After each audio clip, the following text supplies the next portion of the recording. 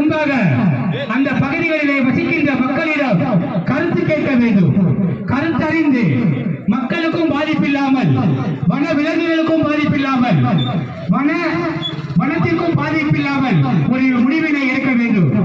இப்போது எடுக்கப்பட்டுள்ள முடிவின் அடிப்படையில் இந்த பகுதிகளிலே வாழுகின்ற மக்கள் மிகவும் அச்சுறுத்தலோடு வாழுகின்ற ஒரு நிலை ஏற்பட்டுள்ளது. எனவே இதுபோன்ற நிலைகள் இனியும் தொடராமல் இருக்க வேண்டும். அதற்கான முன்னேற்பாடுகளை மத்திய மாநில அரசுகள் எடுக்க வேண்டும். இங்கே காலகாலமாக வாழ்ந்து கொண்டிருக்கின்ற மக்கள் 100 ஆண்டு கடந்தும் இந்த பகுதிகளை மக்கள் வாழ்ந்து கொண்டிருக்கிறார்கள். இந்த வனவிலங்குகள் தொல்லையானது சமீப காலமாக ஏற்பட்டுள்ளது. எனவே யானை வழித்தடம் என்ற பூச்சாண்டிகளை மக்களிடம் திணிக்காமல் ஒரு வரைமுறைப்படுத்தி மக்கள் வனவிலங்குகள் வராமல் தடுப்பதற்கான முன்னேற்பாடுகளை செய்ய வேண்டும் என்ற எண்ணத்தோடு இந்த சேலங்கோடு பகுதியில் இந்த போராட்டமானது இன்றைய தினம் தொடங்கி இருக்கின்றது. இது முதல் கட்ட போராட்டம். இந்த போராட்டமானது கொஞ்சம் கொஞ்சமாக நகர்ந்து தொகுதி முழுவதும் இந்த மாநிலம் முழுவதும் கொண்டு செல்வது ஆட்சியாளர்களின் கையில் உள்ளது. எனவே இது போன்ற நிலைமை நாங்கள் யாருக்கும் எதிரானவர்கள் அல்ல, எந்த அரசியல் கட்சிகளுக்கும் எதிரானவர்கள் அல்ல, யானைகளுக்கும் பூனைகளுக்கும் சிறுத்தைகளுக்கும் கரடிகளுக்கும் எதிரானவர்கள் அல்ல. இயற்கையை ஆதரிக்கின்றோம், வன விலங்குகளை ஆதரிக்கின்றோம்.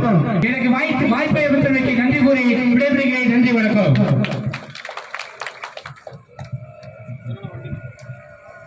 நன்றி.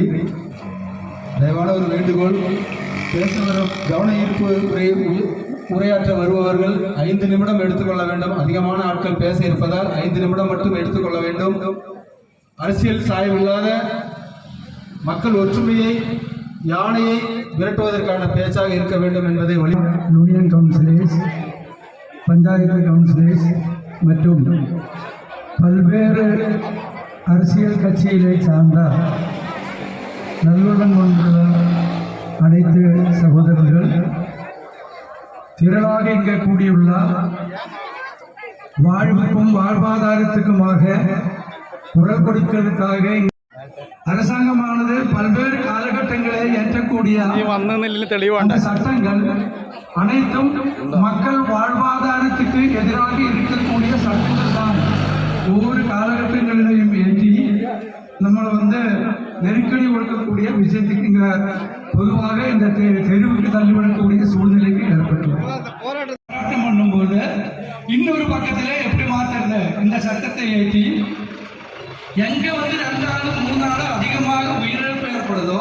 அந்த ஏரியாவோட ஏதிர ஆணைகள் வழித்தடமாக மாற்றி மக்களுக்கு பாதிப்பு கொடுக்கக்கூடிய ஒரு சூழ்நிலைக்கு தள்ளப்பட்டிருக்கக்கூடிய இந்த சூழ்நிலையில இந்த மக்கள் வாழ்வாதார இயக்கம் என்ற பெயரில் அரசியலுக்கு அப்பாற்பட்டு மக்களின்